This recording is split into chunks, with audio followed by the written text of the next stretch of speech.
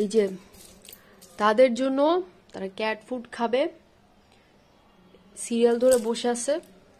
মানে তাদের কাছ থেকে বাঁচানোর জন্য ক্যাট ফুডকে যে কই কই লুকাইতে হবে তার কোনো ঠিক ঠিকানা নাই। বহু কষ্টে এখান থেকে এখন এই যে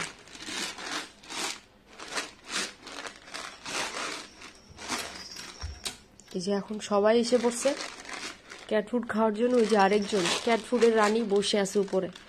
কি কয় টাকার ক্যাট ফুড খাও তোমরা?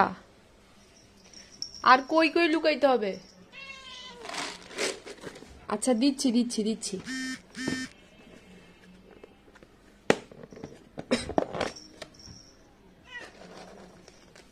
এই যে নাও।